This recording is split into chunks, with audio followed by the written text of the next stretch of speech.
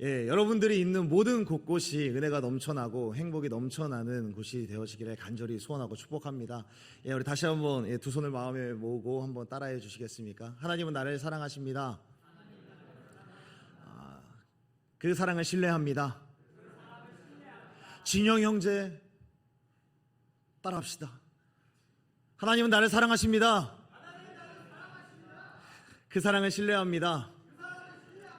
그 사랑으로 사랑하겠습니다. 아멘.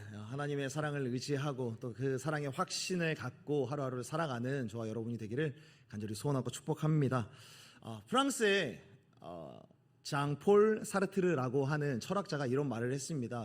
굉장히 유명한 말이라서 여러분들 한 번쯤은 다 들어보았을 겁니다. 인생은 B, 벌스와 그리고 D, 데스 사이의 C, 초이스 이다 라는 그런 말을 했습니다. 사람의 탄생과 죽음에 이르기까지 언제나 선택이 있고 그 선택이 인생을 만들어 간다라는 그런 내용의 이야기를 했습니다. 인생은 수많은 선택의 연속이라는 점을 강조한 메시지였고, 이 말에 정말 많은 사람들이 공감을 했기 때문에 지금 이 시대까지도 많이 회자가 되고 있는 그런 말이 되었습니다. 실제로 우리의 삶은 선택으로 가득 차 있습니다. 내셔널 지오그래픽에서 어떠한 자료를 조사를 했는데요. 20대에서 60대 사람들 거의 한 10,000명 정도를 대상으로 조사를 했는데, 사람들은 하루에 거의 한 150개에서 한 200개의 선택을 한다고 합니다. 그런 선택의 기로에서 자기 스스로 중요한 결정이라고 생각하는 선택들이 약 30개 정도가 되는데, 그 30개 선택 중에서 그 중에 정말 마음에 든 선택을 했다, 후회 없는 선택을 했다라고 여겨지는 선택의 개수는 불과 5개밖에 되지 않는다라고 이야기를 합니다. 간단하게는 점심을 뭘 먹을까, 저녁을 뭘 먹을까에서부터 심각하게는 내가 저 사람과 연인이 되면은 괜찮을까라고 하는 것들, 또는 회사에서 이런 사업 아이템을 좀 가지고 가면은 괜찮을까라고 하는 것들, 그러니까 직업을 선택하고 진로를 선택하는 데에 이르기까지 중요한 선택들, 가벼운 선택들에서 중요한 선택들까지 우리들은 날마다 그리고 매 순간 우리들은 선택을 하면서 살아간다라는 그런 통계 자료를 발표를 한 적이 있습니다. 그런데 우리들은 때로는 너무나 많은 그런 선택의 이런 기로가 있기 때문에 이 선택의 기로 속에서 이것을 결정하기까지 너무나도 많은 자원을 소비를 하는 거죠. 시간을 쏟고 고민을 하고 마음을 쏟고 좀 관계적인 부분에 있어서도 신경을 써야 되고, 이런 결정에 대한 부담감 때문에 선택 자체를 유보하는 사람들이 굉장히 많이 늘어나고 있다라고 이야기를 합니다. 마음과 지혜와 관계와 여러 가지 것들을 지불해야 되기 때문에 그 모든 것들을 자원을 소비를 하는 것이, 지불하는 것이 버겁게 느껴지니까 이 선택 자체를 유보하고 또 망설이고 지연시키고 끝끝내 이 선택 자체를 포기하는 그런 경우들, 이것을 가리켜서 우리들은 흔히 결정장애다라고 이야기를 합니다. 그래서 심리학자들이 2000년대 이후에 이 결정장애에 대하여서, 선택장애에 대하여서 상담을 받으러 오는 사람들이 급격하게 늘어났다라고 이야기를 합니다. 한 예로 한국의 한 소셜 커머스에서 또 이런 통계 자료를 발표를 했는데, 사람이 어떤 화장품이나 전자제품을 구입하기까지 어느 정도의 시간이 걸릴까에 대해서 조사를 했다고 합니다.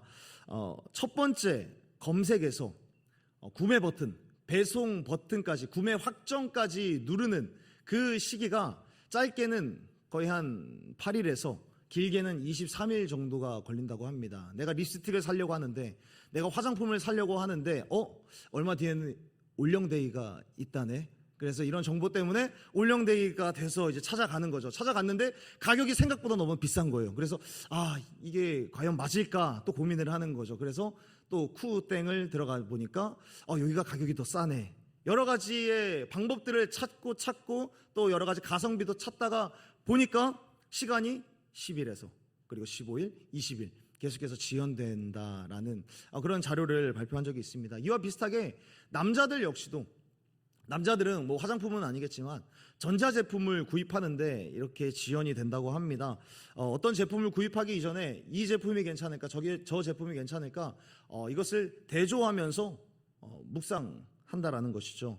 내가 사실상 영상 편집을 하는 건 아니지만 그래도 이 정도 사양은 내가 써야 될 것 같고, 이 정도가 과연 나한테 좀 너무 오버스펙은 아닐까라고 생각을 하다가 저사양을 알아보는데 너무 저사양인 것 같아서 최소한 롤 정도는 돌아가야 되지 않을까라고 해서 또 올리다 보고, 이 정도 되면 아예 올리는 게 낫겠다라고 고민을 하다가 어렵게 이걸 사야지 결정을 했는데 그 기기가 단종이 되어져 버리는 그런 시기가 저에게는 있었다라는 것을 여러분들에게 소개를 해드리고 있는 겁니다. 예. 저는 이렇게 선택을 계속해서 유보하는 그런 습성이 있습니다. 여러분은 어떻습니까? 선택하는 게 쉽습니까? 어렵습니까?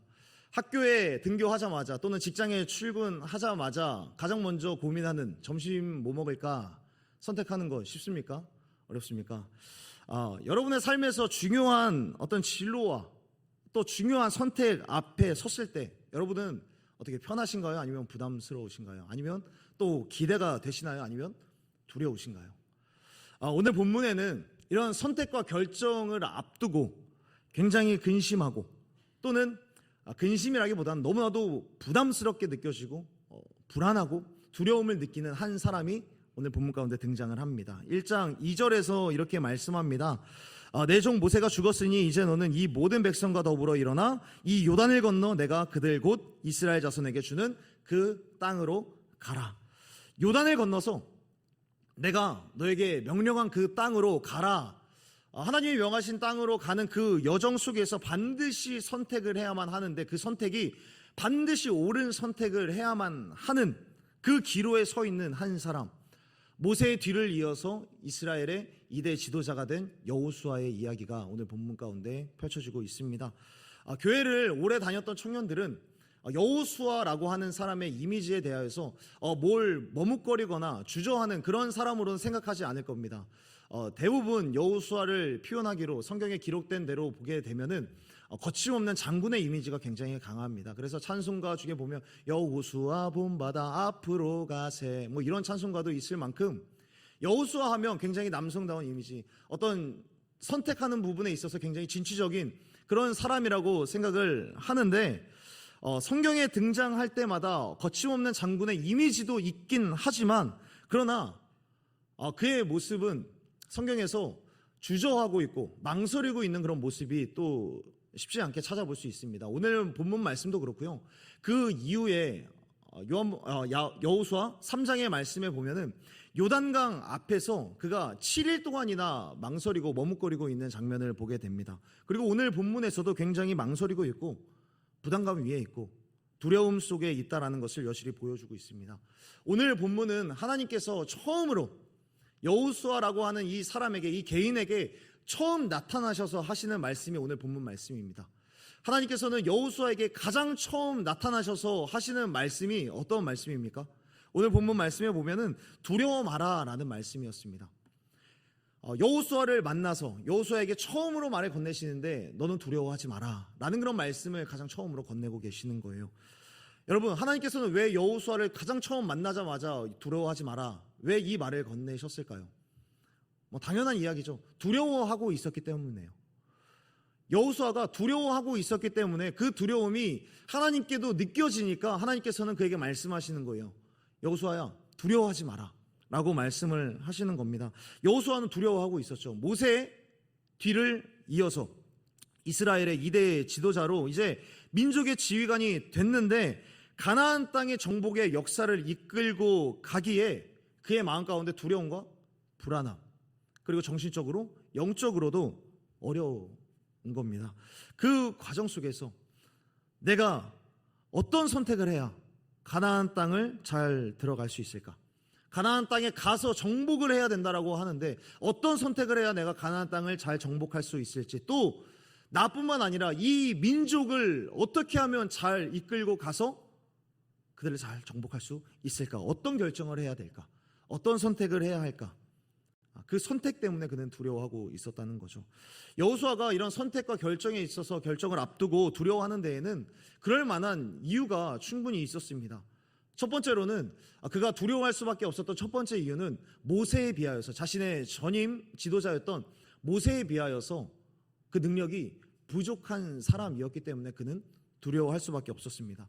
여러분, 모세에 대하여서 한번 생각을 해보시죠. 모세는 물론 순수한 이집트 혈통의 그런 왕자는 아니었지만 그럼에도 이집트 왕가에 속하여서 이집트의 왕자로 오랜 기간 동안 살아왔었던 사람이 바로 모세였습니다. 이 말은 다른 의미로 모세는 이집트 왕가에서 초엘리트 교육을 받았던 사람이었다라는 것을 이야기를 하는 것이죠. 그래서 성서 신학자들은 모세가 최소한 2개 국어도 아니고 3개 국어도 아니고 4개 국어도 아니고 5개 국어 정도는 했을 거다라고 추측을 하고 있습니다. 여호수아와 모세가 함께 다니는 그런 장면이 민수기나 이제 출애굽기를 보면 나오게 되는데, 이 민수기와 출애굽기 여러 성경에서 이 모세가 다른 이방 민족들과 직접 대화하는 그런 장면들이 나옵니다. 모압, 그리고 암몬, 그리고 히위 족속, 기르가스 족속, 가나안의 여러 족속들이랑 이야기를 하는데 이 족속들이 다 다른 언어를 사용을 합니다. 그런데 다 다른 언어를 사용하는 이 족속들이랑 대화를 해요. 모세가 직접. 그걸 자연스럽게 다 하는 거죠. 5개 국어가 능통한 사람이었다는 거예요. 그냥 전형적인 재수없는 엄친아 스타일이었던 것이죠. 자, 이 하나님이 사실 모세를 부르실 때 모세가 하나님 앞에 내세운 변명이 뭡니까? 하나님께서 모세를 부르실 때 너는 이스라엘을 이끌고 갈 지도자가 될 거야 라고 하나님께서 모세를 부르실 때 모세는 이렇게 이야기를 해요. 저는 말을 잘하지 못하는 사람입니다 라고 이야기를 합니다. 그래서 우리들은 모세가 정말 말을 잘 못하는 사람인가 보다 라고 생각을 하는데요, 사실 여기에서 저는 말을 잘하지 못합니다 라고 하는 이 말은 내가 그냥 단순히 스피치를 못하는 것이 아니라 하나님께서 나에게 주신 이 임무, 백성들을 이끌고 가는 이 지도자로서의 이 지도력, 이 통솔력이 없다, 저는 당신의 이 명령을 제대로 수행할 수 있는 능력이 없습니다 라고 하는 그 의미에서 말을 잘하지 못한다라는 의미지 진짜 말을 못한다라는 그런 의미가 아니었습니다. 그것에 대해서 어떻게 또 잘 알 수 있냐면 신명기 1장부터 36장에 이르기까지의 이 내용이 어떤 내용입니까? 신명기의 모든 내용은 모세가 이스라엘 백성들에게 외치는 설교의 내용입니다. 그래서 학자들은 이렇게 이야기를 합니다. 그가 중간에 화장실을 다녀오고 밥 먹는 시간을 제외하고 약 3일 동안 주구장창 설교를 할 수 있었던 인물이다 라고 모세를 표현합니다. 3일 동안 주구장창 설교를 하는데 그 설교의 내용도 그냥 단순히 시간 때우는 정도가 아니라 굉장히 논리적이고 그리고 힘이 있는 언변으로 그들에게 설교를 하는 사람, 그러한 사람이 모세였고, 그러한 모세가 여호수아 앞전에 이스라엘을 지도하던 그런 지도자였습니다. 그런데 5개 국어뿐만 아니라 이제 요세푸스의 어떤 역사 기록에 의하면 이 사람은 국방부 장관을 했어도 이상할 것이 없는, 그만큼 군사학에 있어서도 굉장히 능통했던 사람이다라고 이야기를 하게 되는 것이죠. 군사학에 대해서도 탁월했고 말 그대로 문무를 다 겸비한 사람이었습니다. 또한 더불어서 물론 하나님께서 다 제정하여 주신 율법이지만 그래도 이 율법을 체계화하고 이스라엘 백성들에게 잘 적용해가는 그런 순서들을 보게 되면 법률학적으로도 충분히 어느 정도의 식견을 다 가지고 있는 사람이었다라고 이야기를 합니다. 법학 박사 정도가 되는 그 수준을 갖고 있었다라고 이야기를 하는 것이죠. 그리고 그 외에도 어떤 행정적인 부분, 과학적인 부분, 의술적인 부분에 있어서도 어느 정도 기본적인 상식이 있었던 그런 사람이었다라고 모세를 평가를 합니다. 그런데 그러한 모세에 비하여서 지금 모세의 뒤를 이어서 지도자가 된 여호수아는 어떤 사람이었을까요? 여호수아의 출신은 말 그대로 노예 출신이었습니다.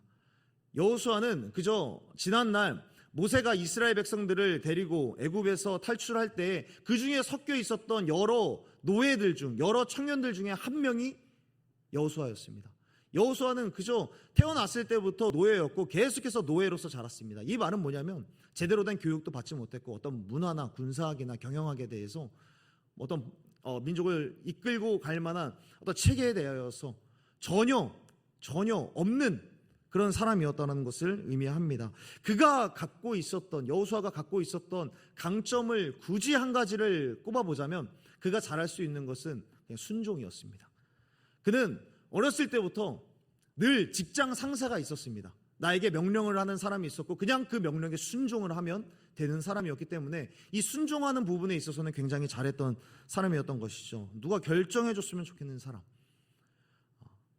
이렇게 해 라고 하면 이렇게 하고, 저렇게 해 라고 하면 그냥 저렇게 하고, 여기다가 벽돌 좀 쌓아 그러면 벽돌을 굉장히 잘 쌓고, 이 무거운 것 좀 저기다가 좀 날라봐 그러면 무거운 것도 굉장히 잘 나르는 그런 성실함은 있고 순종은 했지만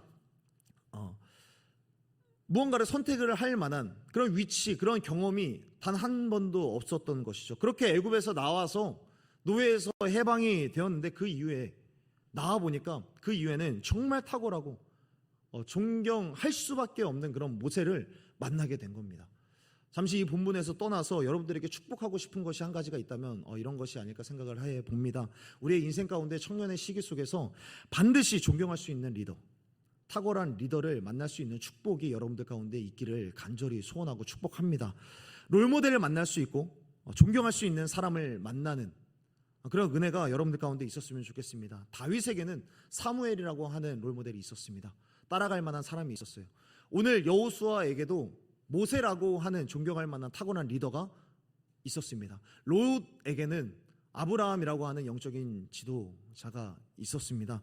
정말 간절히 바라기는 여러분들도 여러분의 이 세대 안에서, 이 공동체 안에서도 여러분들 형, 누나, 언니, 오빠들 그 사이에서 정말 탁월한 리더를 만날 수 있었으면 좋겠고, 여러분들보다 앞선 세대에 있는 우리 장로님들, 집사님들 그 분들 중에서, 그리고 교역자들을, 꼭 탁월한 교역자들을, 그리고 직장에서도, 학교에서도 어떤 영적으로 자신들을 이끌어주고 또는 업무적으로라도, 관계적으로라도 좋은 영감을 줄 수 있는 그런 사람들을 꼭 만나서 그렇게 우리가 성장을 좀 도모할 수 있는 그런 인생들을 펼쳐지기를 간절히 소원하고 축복합니다.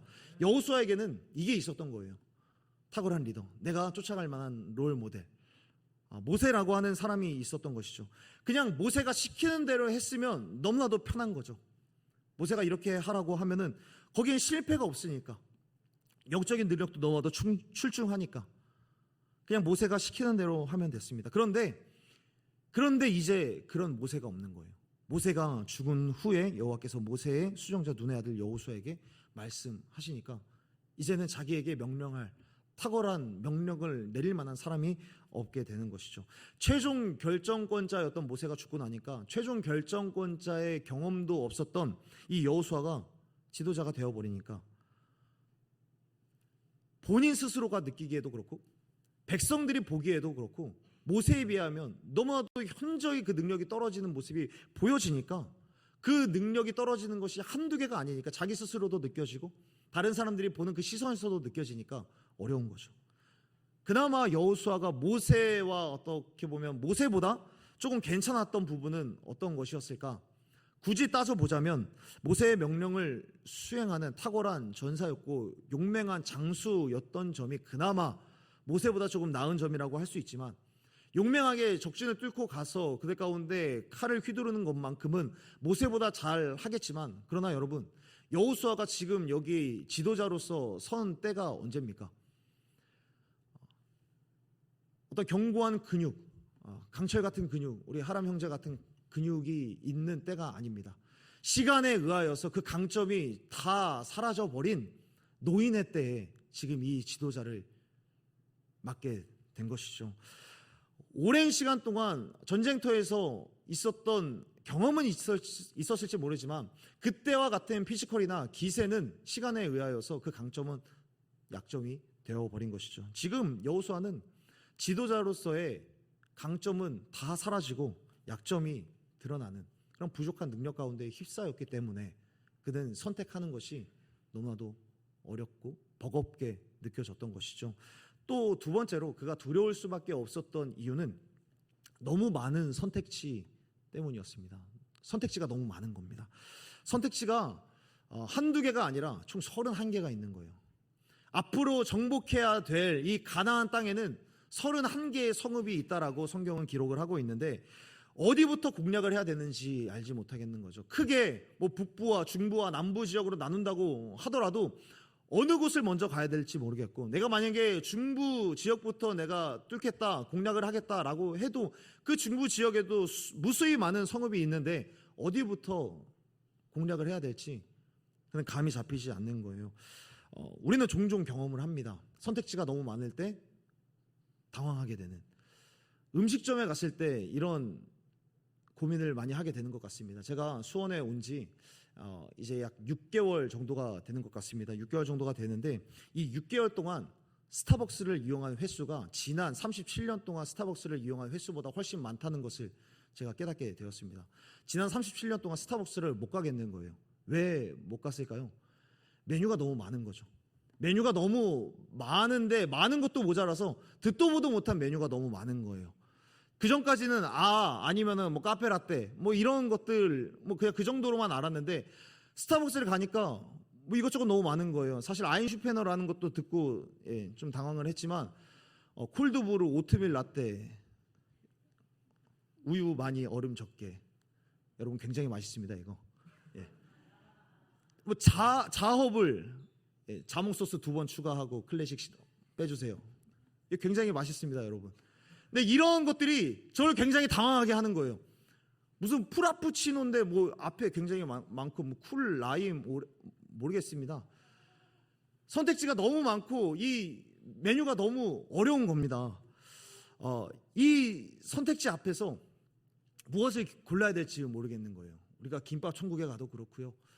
차라리 이런 것보다 그냥 파스타 전문점에 가면 오히려 편하고 국밥 전문점이 편하고, 과거의 여호수아는 계속해서 그냥 모세가 알려주는 대로 순종만 하면 됐습니다. 동쪽으로 가자 하면 동쪽으로 가고, 서쪽으로 가자 하면 서쪽으로 가고, 선택할 필요가 없습니다.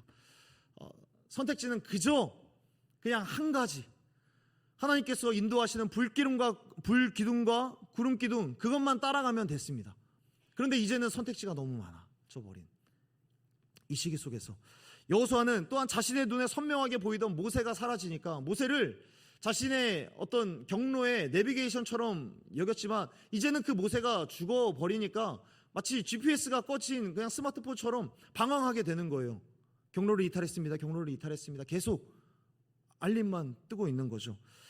정신분석학 의사인 김해남 박사님이라고 하시는 분이 이런 말씀을 남겼다고 합니다. 이런 말들을 했는데 이 세대에게 선택의 여지가 많은 것은 축복처럼 느껴지지만 지나치게 많은 선택지는 도리어 두려움이 된다라고 이야기를 합니다.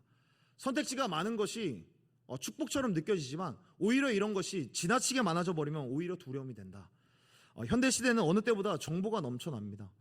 이제 곧 있으면 여름이 되면 여러분들 휴가를 가실 텐데 휴가 어떻게 정하실 겁니까? 휴가를 어떤 지역을 정했을 때 여러분들은 무엇을 이용하시겠습니까? 정보를 알아볼 수 있는 어플리케이션이 너무 많습니다. 야놀자, 여기 어때?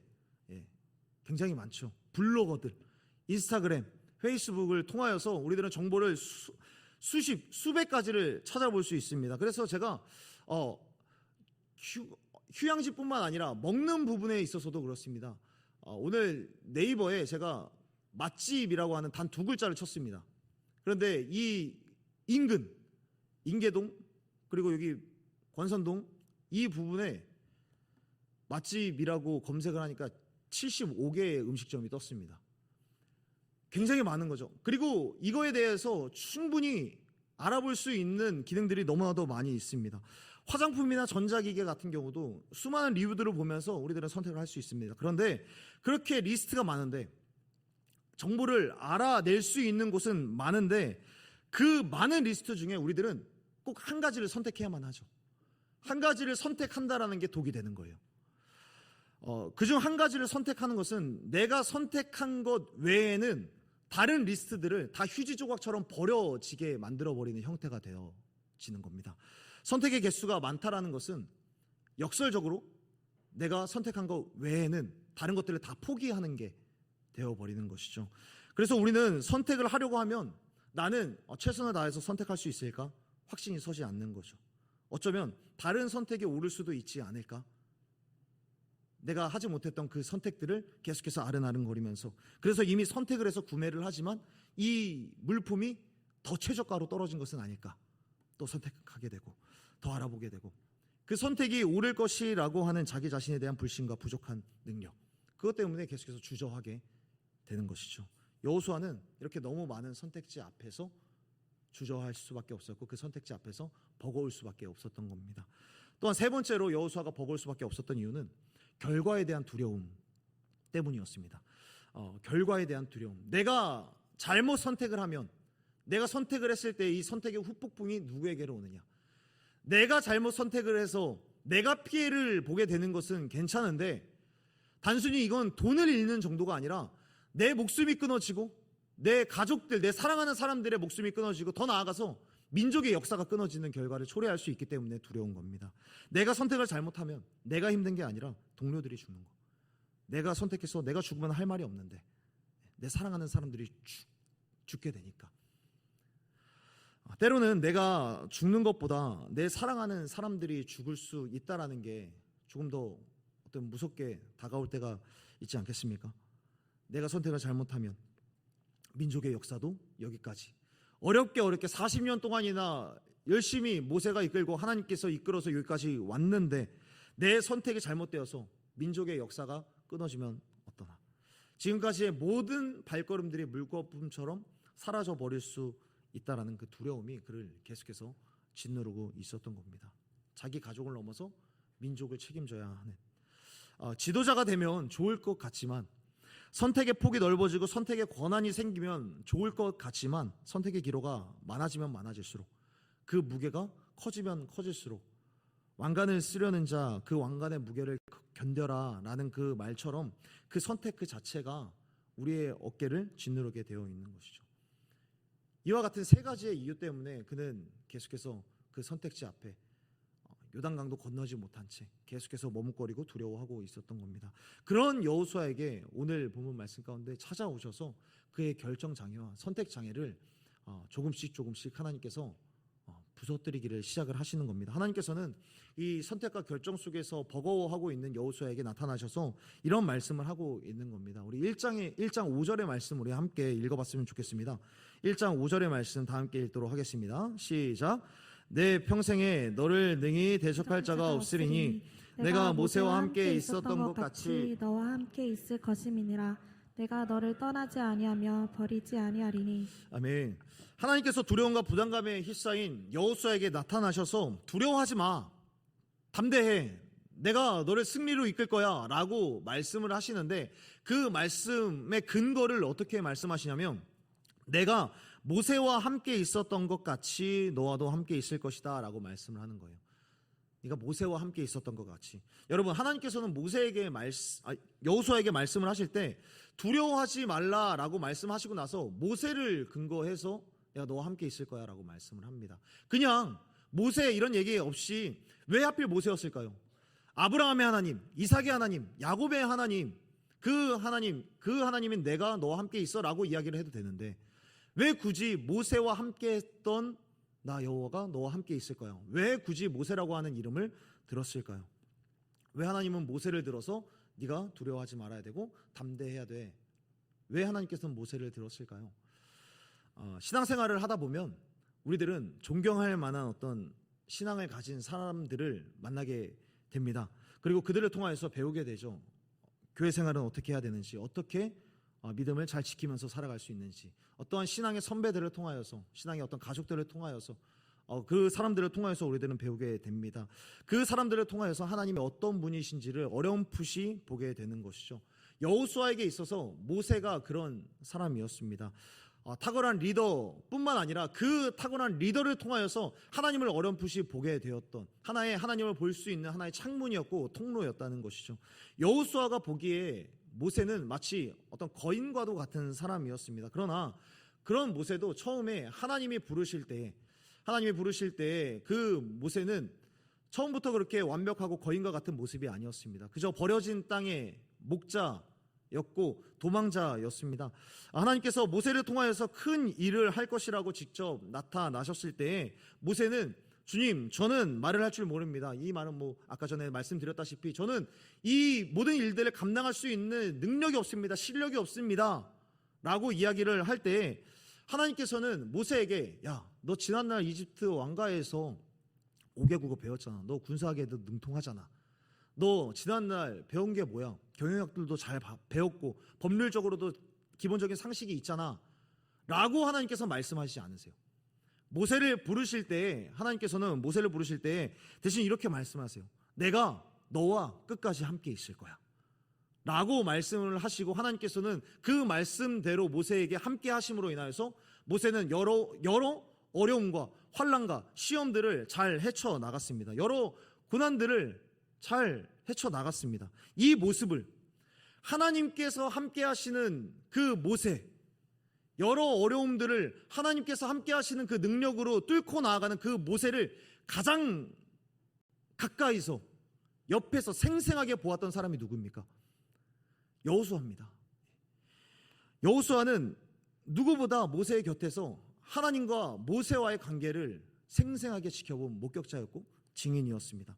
그러면서 여호수아는 내심 이런 마음을 가졌을지 모릅니다. 아, 모세 저분은 정말 하나님의 친구로 불림받기에 정말 부족함이 없구나.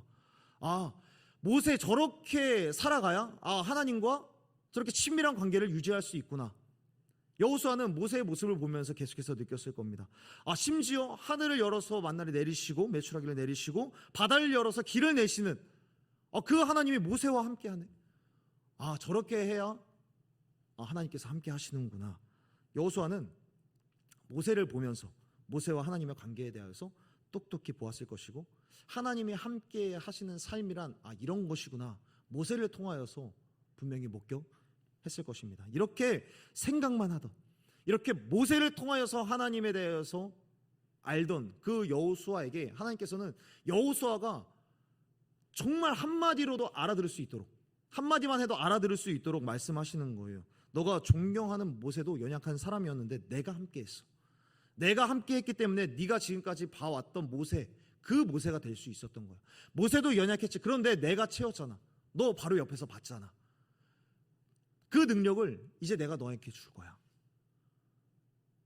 여호수아는 여호수아에게 들릴 만한, 알아들을 수 있을 만한 그 모세를 들이밀면서 그 근거로 세우면서 하나님께서 말씀을 하시는 것입니다. 모세에게 함께했던 것처럼 내가 너와 함께 있을 거야. 그 하나님의 음성을 여호수아에게 들려주고 있는 것입니다. 사랑하는 여러분, 선택이 버거울 때, 무엇을 선택해야 할지 모를 때 가장 중요한 것은 이제 내가 선택의 기로 속에 서 있습니다. 내가 어떻게 무엇을 선택해야 할지 모르겠습니다. 이 과정 속에 있을 때 중요한 때마다 가장 먼저 해야 될 일은 하나님의 음성을 구할 수 있어야 한다는 사실입니다. 하나님의 음성이요. 하나님의 음성을 들을 수 있어야 합니다. 하나님의 음성을 사모하고 그 음성을 하나님의 성경을 통하여서 듣는 사람, 여호수아처럼 말씀이 임하는 사람이 되어야 할 줄로 믿습니다. 성경이 하나님의 말씀이죠. 성경은 단언컨대 하나님의 말씀입니다. 성경이 하나님의 말씀인 것이 맞는데요, 우리는 성경이 하나님의 말씀처럼 되는 순간을 반드시 맞이해야 합니다. 성경은 하나님의 말씀인데, 이 모든 말씀은 하나님의 말씀인데, 그 말씀이 내 경험으로서 반드시 경험되어지는 그 시간을 맞이해야 된다는 거예요. 무슨 말이냐면, 홍해를 가르치는 하나님은 믿어요. 천지를 만드시고 이 세상을 운행하시는 하나님을 믿습니다. 그런데 내가 갈등하고 있는 저 사람과 화해하게 하실 하나님은 믿지 못하는, 내 삶 가운데 그렇게 역사하실까? 라고 의문하게 되는, 내 삶에도 저렇게 동일하게 역사하실까?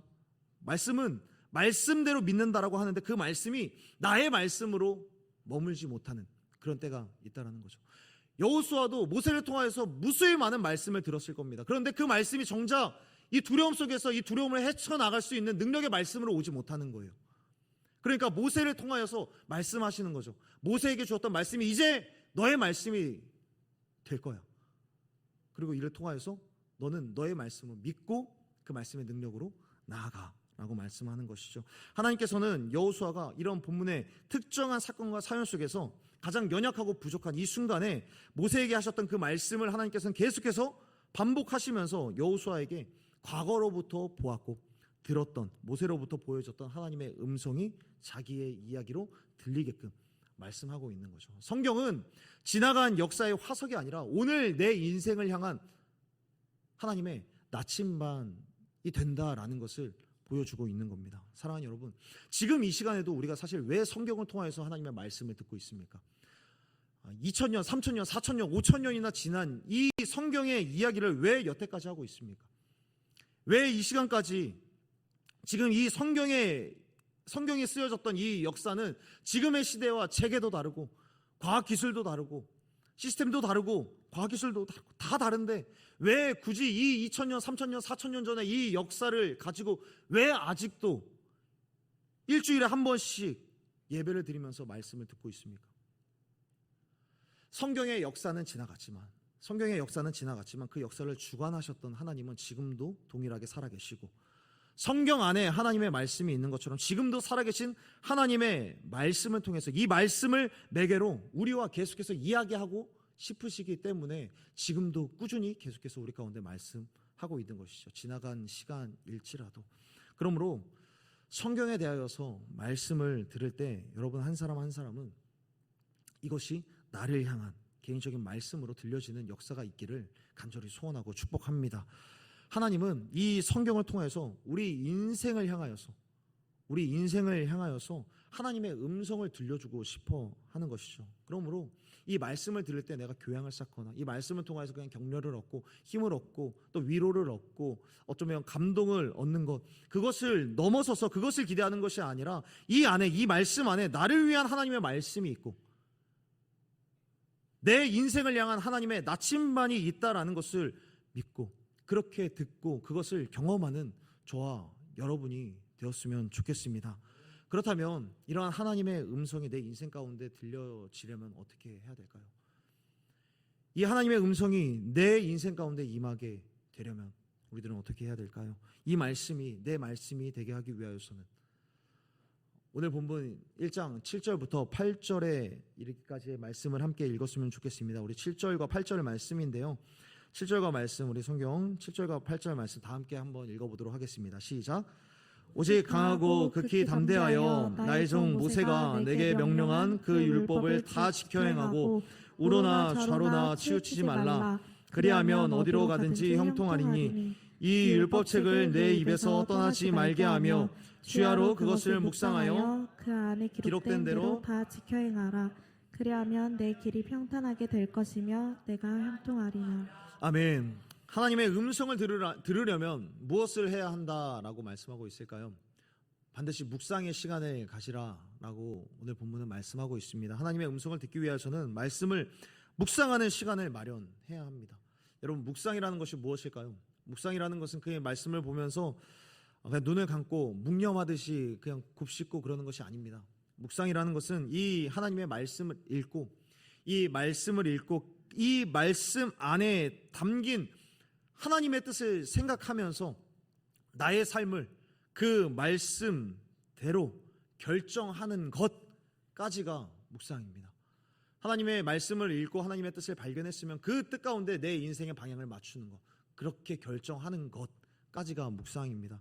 그런데 이 묵상하는 것을 어떻게 해라라고 이야기를 하냐면 늘 말씀을 묵상하는 것, 이 단어에는 주야라고 하는 단어가 늘 들어 있습니다. 주야. 낮과 밤이라고 하는 시간에 대하여서 이야기를 합니다. 성경은 묵상이라는 단어를 쓸 때마다 그리고 시편 1편에서도 복 있는 사람은 오직 여호와의 율법을 즐거워하여 주야로 묵상하는 자로다라고 말씀하고 있습니다. 시편에 이르기까지 말씀을 묵상할 때 주야로 묵상하라라고 말씀합니다. 성경은 묵상의 수준, 묵상의 질, 묵상의 재능, 이것들이 중요한 것이 아니라 말씀을 읽을 때 얼마나 논리적으로 얼마나 구조적으로 잘 이해하느냐, 그것이 중요한 것이 아니라 묵상의 능력은 주야, 밤낮 곧 시간에 의하여서 달라진다라는 것을 표현합니다. 시간에 의하여서요. 주야로 그것을 묵상하여 주야로 묵상하는 자로다 계속해서 말씀하고 있습니다. 그렇기 때문에 묵상이라는 것은 내 인생이라고 하는 시간에 하나님의 말씀을 담는 것을 의미합니다. 내 인생이라고 하는 시간에 하나님의 말씀을 담고 내 인생이라고 하는 시간을 말씀대로 결정하는 것, 그것이 바로 묵상입니다.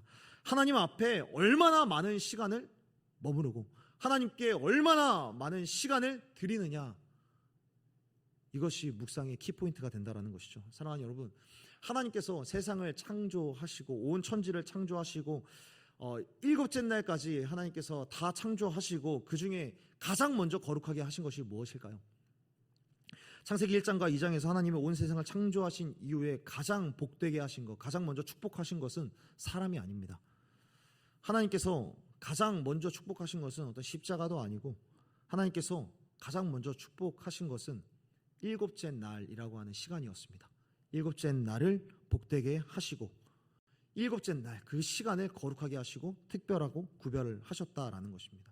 시간이라는 것을 굉장히 특별하게 생각하신다라는 것이죠. 그렇기 때문에 우리가 하나님께 이 시간을 드리는 것이 거룩의 능력이고 묵상의 능력이 된다라는 사실을 믿는 저와 여러분이 되었으면 좋겠습니다. 에베소서와 골로새서에서 우리 가운데 말씀해 주시는 것이 뭐냐면 세월을 아끼라, 때가 악하니라 라고 말씀하고 있습니다. 세월을 아끼라. 여기 이 세월을 아끼라라는 말은 원어로 말하자면 그릇에 담는다라는 것을 의미합니다. 이 시간이라고 하는 것이 물처럼 계속해서 흘러가는데 내 인생이라고 하는 이 그릇 가운데 이 시간을 계속해서 담아내야 된다는 거예요. 이 시간이라고 하는 것, 우리의 삶 가운데서 계속해서 이 시간을 내 인생 가운데 담아내야 되는데 그 시간 속에 반드시 말씀을 담아내라. 여호수아에게 말씀하는 거예요. 너가 전쟁에 있을 때라도, 너가 밥을 먹을 때라도 언제나 너는 아침과 저녁에 말씀을 읽고 말씀을 묵상하고 말씀 묵상한 대로 결정하는 그 시간을 반드시 하나님 앞에 드려라 라고 말씀하는 것이죠. 말씀을 사모하는 마음으로 시간을 내어서 말씀 앞에 머무르게 하라 라고 말씀하고 있습니다. 그때에 하나님의 음성을 들을 수 있다라고 말씀합니다. 사랑하는 여러분, 지금 이 시대에는 재미있는 게 굉장히 많습니다. 700만을 돌파하여서 계속해서 800만을 향하여서 달려가고 있는 범죄도시 3도 보러 가야 되고요. 이제 여름이 되면 싸이 흠뻑쇼 가가지고 소리도 질러야 되고요. 워터 페스티벌 가가지고 물총도 한번 쏴야 되고요. 내게 많은 돈이 있는 거 이게 써야 되지 않겠습니까? 예, 쇼핑도 해야 되고 할 것이 너무 많은 거죠. 재미있는 게 너무 많습니다. 그러나 그 시간들, 수많은 시간 중에 반드시 일부를 떼어서 반드시 하나님께 드릴 수 있어야 됩니다. 하나님께 어떻게 해요?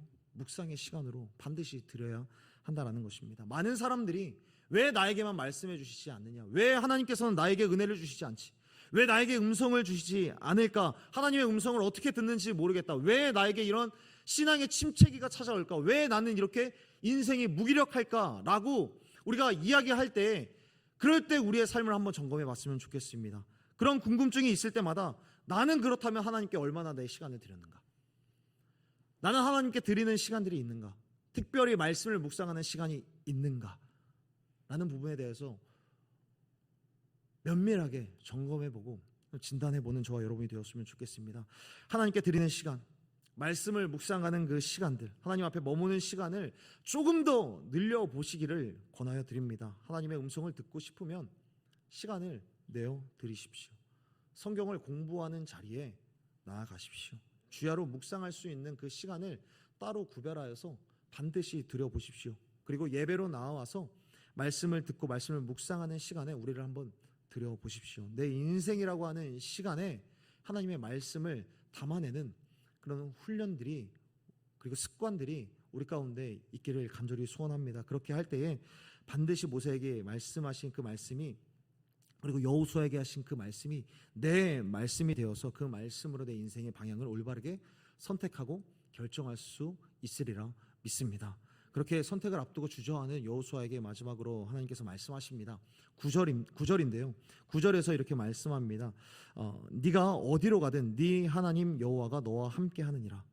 네가 어디로 가든 내 하나님 여호와가 너와 함께 하느니라 라고 말씀하고 있습니다. 너의 주님이, 너의 하나님이 너와 항상 함께 있을 것인데 네가 어디로 가든지 너와 함께 할 거야 라고 말씀합니다. 사실 하나님께서 너는 이리로 가, 저리로 가, 그냥 편하게 그렇게 선택해 주시고 좌표를 찍어 주시면 참 좋을 텐데, 주님은 기계적으로 우리 가운데 끝끝내 정해 주시지 않으세요. 우리가 하나님의 말씀을 듣는다, 하나님의 말씀으로 하나님의 뜻을 알고 그렇게 결정을 한다라고 했을 때 그 과정도 그렇게 수월하진 않을 거예요. 하나님께서는 너 이리로 가, 너 어디로 가 라고 분명히 말씀하시지 않는다라는 거예요. 너 저녁은 순댓국이야, 너 내일 아침은 샌드위치야, 너 오늘 패션은 블랙에 어울리지 않아, 오늘은 밝은 색으로 입어, 그래서 밝은 색이 입은 건 아닙니다. 예. 이렇게 말씀하시지는 않으세요. 뭐 물론 하나님께서 첫 번째 공략지로 여리고성을 공략해라 라고 말씀하시기는 하셨지만 그 이후로 하나님께서 30개가 넘는 그 성들을 일일이 좌표를 다 찍어 주시지 않으셨다는 거예요. 그런데 1장에서 오늘 본문에서 약속하신 것처럼 이렇게 해주신다라고 약속해요. 그가 가는 곳마다 하나님이 함께 하겠다라고 약속하고 있습니다. 주님께서 이렇게 말씀하는 거예요. 네가 내 사람이라면, 네가 내 말씀을 머금은 사람이라면, 네가 내 말씀 안에 온전히 거하는 사람이라면 너가 어디로 가든, 너가 무엇을 선택하든, 너가 어떤 선택을 하든 사실 선택한 그 선택지, 그것이 중요한 것이 아니라, 우리들은 이런 말이 있죠. 인생은 어디를 가느냐보다 누구랑 가느냐가 더 중요하다라는 말이 있죠. 어디에 여행을 가느냐, 여행지도 물론 중요할 수도 있겠지만 더 중요한 것은 누구랑 가느냐가 더 중요하다라는 것입니다. 선택을 할 때 선택지, 더 중요한 것은 무엇을 하든 하나님과 함께 한다라는 것, 그것이 더 중요하다라는 거예요. 사업을 하든 취업을 하든 가정일을 하든 하나님과 함께 하고 싶어요라는 고백과 결단이 더 중요하다라는 겁니다. 성경은 우리에게 말씀하고 있습니다. 하나님과 동행하는 하나님의 사람이라면, 하나님의 뜻에 관심 있는 사람이라면 그렇게 두려워하지 않아도 돼. 왜? 하나님께서 함께 하시잖아. 다시 말하면 하나님은 우리가 무엇을 선택하는지 그 선택지를 보는 것이 아니라 선택하는 그 사람을 보신다라는 거예요. 선택하는 그 사람 안에 무엇을 중심으로 지금 이 선택을 했느냐, 그것을 보고 있다는 거죠. 지금 네가 하나님의 음성을 듣고 있는가? 너의 안에 하나님의 말씀이 있는가? 하나님이 나와 함께 하신다라고 하는 확신이 있는가? 이 선택을 하는 이 선택자가 더 중요하다. 선택지에 집중하는 것이 아니라 선택자를 집중하고 있다라는 것들에 대해서 하나님께서 말씀하고 있습니다. 말씀을 정리해 보겠습니다. 사랑하는 여러분, 여호수아는 선택과 결정의 부담감 때문에 두려워하고 있었습니다. 능력이 없었고 선택지가 너무 많았고 결과에 대한 부담감이 그를 짓누르고 있었습니다. 그때 하나님은 그에게 한 번에 알아들을 만한 그 음성을 들려주십니다. 모세에게 있었던 것과 같이, 너 내가 모세한테 어떻게 있었는지 알지? 그렇게 내가 너에게 너의 부족함들을 다 채워줄 거야 라고 말씀하심으로 하나님의 음성을 들려주셨고, 앞으로도 꾸준히 하나님의 음성을 들을 수 있는 통로인 곧 말씀 묵상의 중요성을 다시 한번 재확인시켜 주셨습니다. 그렇게 하나님과 함께 머물며 걸어갈 때 모든 선택 속에서 너와 함께 하겠다라고 말씀하고 있습니다. 선택지가 많은 이 시대, 선택지가 많은 이 시대를 살아가고 있습니다. 이 때를 살아가고 있습니다. 그 선택지를 앞에다가 두고 부담감, 버거움이 들 수 있을 겁니다. 중요한 문제는 당연히 버거운 마음이 들 수 있겠고요. 하물며 가벼운 문제, 그 속에서도 우리가 버거운 마음이 든다면 하나님의 음성을 듣기를 귀 기울여 보는 저와 여러분이 되기를 소원합니다. 하나님의 음성을 듣기 위하여서, 말씀을 묵상하기 위하여서, 말씀을 묵상하는 데 시간을 들이고 정성을 들이고 내 마음을 쏟아 부어서 그 시간 속에서 하나님의 말씀을 우리의 인생이라고 하는 시간 속에 가득 담아내어서 그렇게 하나님 가까이 머물면서 주님과 함께 동행할 수 있는 그런 저와 여러분이 되었으면 좋겠습니다. 이 시간에 함께 우리가 찬양하며 나아갔으면 좋겠습니다. 우리는 앞으로도 수많은 선택을 해야 할 것입니다. 결정하는 것이 두려울 수 있습니다. 그 두려움 속에서 어떻게 선택을 해야 하는지, 능력이 없어서 괴로울 수 있고 책임을 져야 해서 두려울 수 있고 선택지가 많아서 혼란스러울 때 그 선택 속에서 어떻게 결정하실 것입니까?